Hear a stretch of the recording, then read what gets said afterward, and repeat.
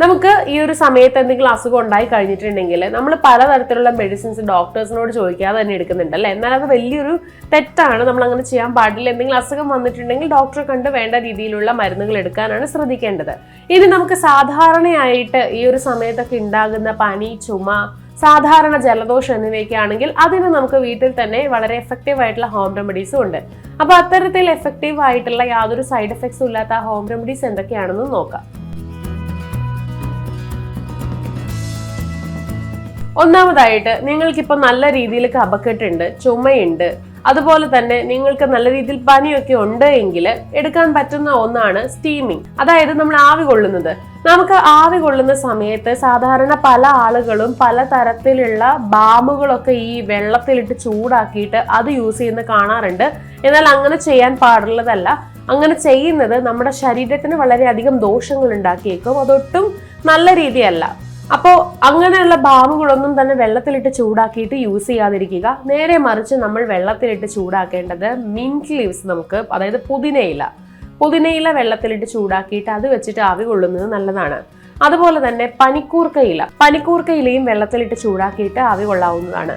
ഇനി ഇത് രണ്ടും നിങ്ങൾക്ക് കിട്ടിയില്ല എന്നുണ്ടെങ്കിൽ ഒട്ടും വിഷമിക്കേണ്ട. നമ്മുടെ വീടിന്റെ ചുറ്റുപാടുള്ള തുളസി ഇലയിട്ടിട്ട് നന്നായിട്ട് ആവി കൊണ്ടാൽ മതിയാകും. ഇത് നമ്മുടെ ഉള്ളിലുള്ള കഫക്കെട്ടൊക്കെ മാറാനായിട്ട് ഒരുപാട് സഹായിക്കും.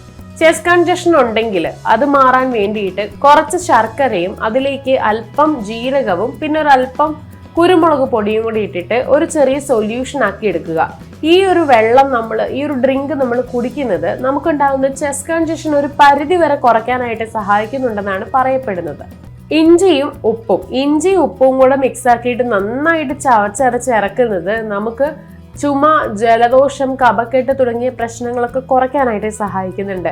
അതുപോലെ നിങ്ങൾക്ക് എന്തെങ്കിലും വയറുവേദനയോ ഗ്യാസ്ട്രൈറ്റിസോ ഉണ്ടെങ്കിൽ പോലും നമുക്ക് ഈ ഒരു മെത്തേഡ് യൂസ് ചെയ്യാം. അതായത് ഈ ഒരു ഇഞ്ചിയും നമുക്ക് ഉപ്പും കൂടെ മിക്സ് ആക്കിയിട്ട് യൂസ് ചെയ്യാവുന്നതാണ്. ഇനി മറ്റൊന്നാണ് ഇഞ്ചി, അതുപോലെ തന്നെ തുളസിയുടെ ഇല, തേൻ. ഇത് മൂന്നും കൂടെ മിക്സ് ആക്കുക. നന്നായിട്ട് പിഴിഞ്ഞ് നീരെടുത്തിട്ട് ഈ നീര് ഒരു കപ്പ് സിറപ്പ് പോലെ കഴിക്കുക. നമുക്കുണ്ടാകുന്ന ചുമ, ജലദോഷം, പനി തുടങ്ങിയ അസ്വസ്ഥതകളൊക്കെ ഒന്ന് നിയന്ത്രിക്കാനായിട്ട് ഇത് സഹായിക്കും. Honey, lemon juice, warm water, ഇത് മൂന്നും കൂടെ, അതായത് ഒരു ഗ്ലാസ് വാം വാട്ടറിലേക്ക് ഒരല്പം നാരങ്ങാ നീരും ആവശ്യത്തിന് തേനും ചേർത്ത് കുടിക്കുക. ചുമയ്ക്കും ജലദോഷത്തിനും നല്ല ഒരു റെമഡി തന്നെയാണിത്. അതുപോലെ തന്നെ നിങ്ങൾക്ക് ഏതെങ്കിലും രീതിയിലുള്ള പനിയോ ചുമയോ മറ്റെന്തെങ്കിലും തൊണ്ടയിൽ അസ്വസ്ഥതകളോ ഒക്കെ ഉണ്ടെങ്കിൽ നമുക്ക് കുറച്ച് സ്പൈസസ് ഒക്കെ അടങ്ങിയിട്ടുള്ള ഹെർബൽ ടീസ് ട്രൈ ചെയ്ത് നോക്കാവുന്നതാണ്.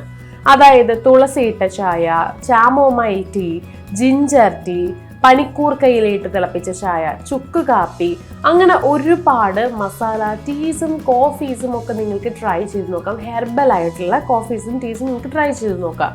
ഇതൊക്കെ നമ്മുടെ ശരീരത്തിൽ ഉണ്ടാകുന്ന പലതരത്തിലുള്ള അസ്വസ്ഥതകൾ കുറയ്ക്കാനും നമ്മുടെ ഇമ്മ്യൂണിറ്റി ബൂസ്റ്റ് ചെയ്യാനും സഹായിക്കുന്നവയാണ്. ഇനി അസഹ്യമായിട്ടുള്ള ചുമയുണ്ടെങ്കിൽ അല്ലെങ്കിൽ ഭയങ്കര കഫക്കെട്ടുണ്ടെങ്കിൽ ഒന്ന് ബോഡിയൊക്കെ നന്നാക്കി നിർത്താൻ വേണ്ടിയിട്ട് ചുക്ക് പൊടിയും പനം കൽക്കണ്ടവും അതുപോലെ തന്നെ കുരുമുളക് പൊടിയും നന്നായിട്ട് പൊടിച്ചെടുക്കുക. ഇത് മൂന്നും കൂടെ ഒരുമിച്ച് പൊടിച്ചെടുക്കുക തുല്യമായ അളവിൽ. ഇത് ദിവസവും ഒരു 2 സ്പൂൺ വീതം കഴിക്കുന്നത് ആ ഒരു ചുമയ്ക്കൊരാശ്വാസം നൽകാനായിട്ട് സഹായിക്കുന്നുണ്ട്.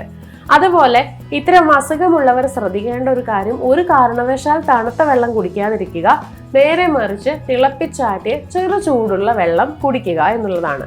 പിന്നെ മറ്റൊരു കാര്യം എന്ന് പറഞ്ഞിട്ടുണ്ടെങ്കിൽ നമ്മൾ എപ്പോഴും സോൾട്ട് വാട്ടർ വെച്ചിട്ട് ഇടയ്ക്കൊന്ന് ഗാഗിൾ ചെയ്ത് കൊടുക്കുന്നത് ഇതിന്റെ ഒപ്പം നിങ്ങൾക്ക് തൊണ്ടയിൽ അസ്വസ്ഥതകൾ ഉണ്ടാകാതിരിക്കാനായിട്ട് സഹായിക്കുന്നുണ്ട്. സോ ഇപ്പോൾ ഇത്രയും പറഞ്ഞ കാര്യങ്ങളോടൊപ്പം ഇതുകൂടെ ഒന്ന് പ്രാക്ടീസ് ചെയ്യുക. അപ്പൊ നിങ്ങൾക്ക് ഏതെങ്കിലും രീതിയിൽ നിങ്ങൾക്ക് ചുമയോ സാധാരണ പനിയോ അതുപോലെ കഫക്കെട്ടോ തുമ്മലോ തൊണ്ടയിൽ അസ്വസ്ഥതകളോ ഒക്കെ ഉണ്ടെങ്കിൽ ഇതിൽ പറഞ്ഞിട്ടുള്ള ഏതെങ്കിലും ഒരു റെമഡി നിങ്ങൾക്കൊന്ന് ട്രൈ ചെയ്ത് നോക്കാവുന്നതാണ്.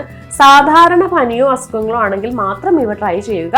നേരെ മറിച്ച് ഇത് വളരെ കൂടുതലാണ്, 1-2 ദിവസം കൊണ്ടൊന്നും മാറുന്നതല്ല എന്ന് നിങ്ങൾക്ക് തുടക്കത്തിലേ മനസ്സിലാവുകയാണെന്നുണ്ടെങ്കിൽ ഒരു ഡോക്ടറെ കണ്ട് വേണ്ട ചികിത്സ സ്റ്റാർട്ട് ചെയ്യുക. അപ്പോൾ ഈ വീഡിയോ എല്ലാവർക്കും യൂസ്ഫുൾ ആയി എന്ന് വിചാരിക്കുന്നു. ഇതുപോലുള്ള കൂടുതൽ വീഡിയോകൾക്കായി സമയം മലയാളം സബ്സ്ക്രൈബ് ചെയ്യുക.